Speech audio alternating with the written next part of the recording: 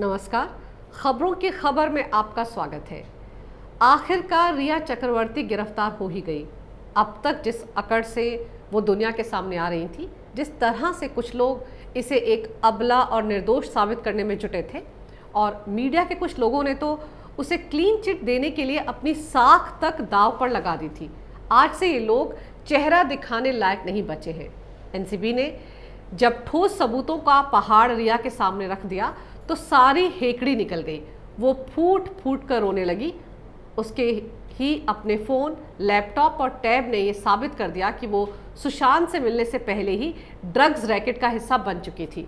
Drugs ले रही थी, ड्रग्स खरीद रही थी, ड्रग्स को पहुंचा रही थी और उन्हें बेच भी रही थी। किस किस अकाउंट के जरिए ड्रग्स खरीदे गए वो भी रिया के बैंक डिटेल्स में सामने आ गया।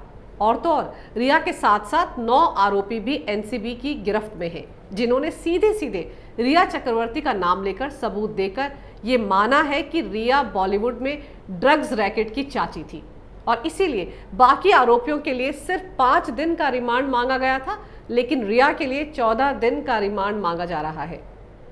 मतलब अभी तो ट्रेलर है, पिक्चर आना अभी बाकी है, लेकिन कई बड़े बूढ़े बुजुर्ग पत्रकार घड़ियाली आंसू बहा रहे हैं, रिया को निर्दोष बता रहे हैं। ये लोग उसी कैटेगरी में हैं जिसमें रिया के पिता डॉक्टर इंद्रजीत चक्रवर्ती हैं, जिन्हें ड्रग्स लेना कूल नजर आता है। दरअसल ये सफेद पोश लुटियन गैंग बेनकाब हो चुका है। इन्हें यकीन ही नहीं हो रहा है कि इतनी मशक्कत के बाद भी क्या से क्या हो गया। मायानगरी तो वाकई मायावी ही निकली। अब कैसे होंगी वो हाई प्रोफाइल बॉलीवुड की पार्टियां जहां ना जाने क्या क्या होता है। ड्रग्स से लेकर अश्लीलता की सारी हदें लांघ दी जाती हैं। अब वो पार्टियां ना हो पाएंगी। रिया चक्रवर्ती की गिरफ्तारी के साथ ही मुंबई में चल रहे ड्रग माफिया के धंधे की सही मायने में वाट लग गई है। मुंबई के लगभग सारे के सारे ड्रग पेडलर इस वक्त एनसीबी की गिरफ्त में हैं और सभी ने डर के मारे सारे राज उगल दिए हैं। तो इधर रिया गिरफ्तार हुई, उधर उन्हें आई एम सॉरी बाबू कहने वाली लुटेन जमात और खान मार्केट गैंग का भी सोशल मीडिया पर रोना धोना शुरू हो गया। इस लिस्ट में सबसे ऊपर तो फ्रेंडली न्यूज़ चैनल के ओवर फ्रेंडली पत्रकार राजदीप सरदेसाई का नाम है। रिया की गिरफ्तारी के चंद लम्हों बाद वो दुख से इतने भर गए कि सारी इंसानियत ताक पर रख दी। हफ्ता भर पहले तो यही राजदीप रिया का इंटरव्यू करते हुए बड़े शालीन नजर आ रहे थे और आज रिया की गिरफ्तारी के साथ ही इनकी पत्रकारिता भी तेल लेने चली गई। देखिए क्या लिखते हैं अपने ट्वीट में।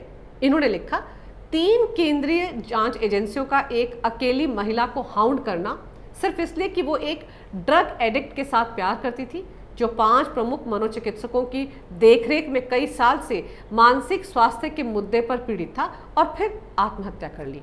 जी हाँ, ये ट्वीट राजदीप सरदेसाई का ही है, जिन्हें रिया की गिरफ्तारी के साथ ही ये ख्याल आ गया कि वो तो एक अकेली अबला नारी थी जिसने सिर्फ और सिर्फ एक ड्रग एडिक्ट से प्यार किया और जिसके पीछे देश की 3 जांच एजेंसियां पड़ी हैं।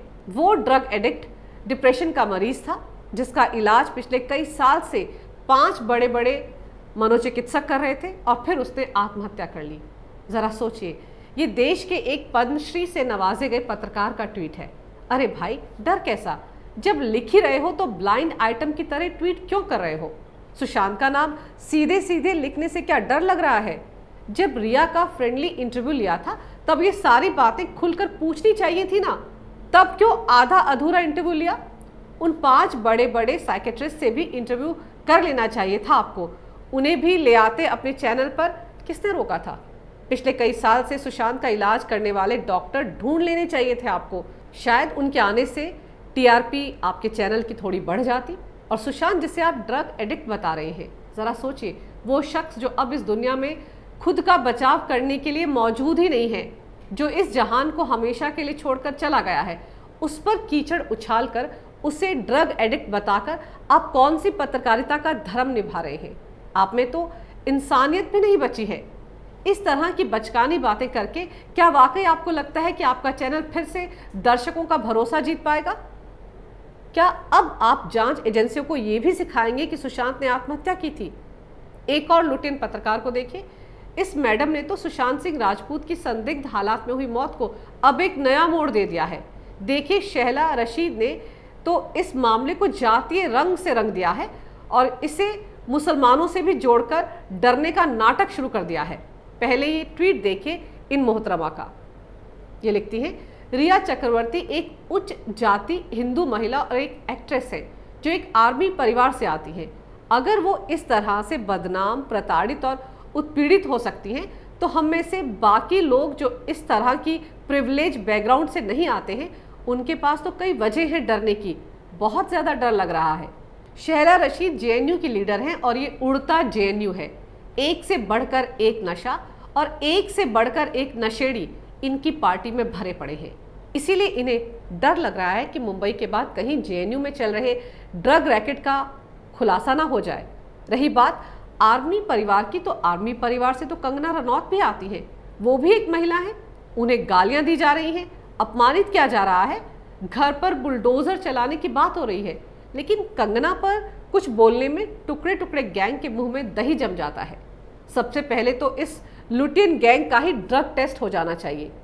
तो समझ गए ना आप, अब रिया चक्रवर्ती के साथ जो कुछ हो रहा है उससे लुटियन गैंग के कुछ खास बिरादरी वाले पत्रकारों को डर लगने लगा है। और शहला रशीद के इस ट्वीट को द लायर की पत्रकार अरफा खानम शेरवानी ने भी रीट्वीट किया है।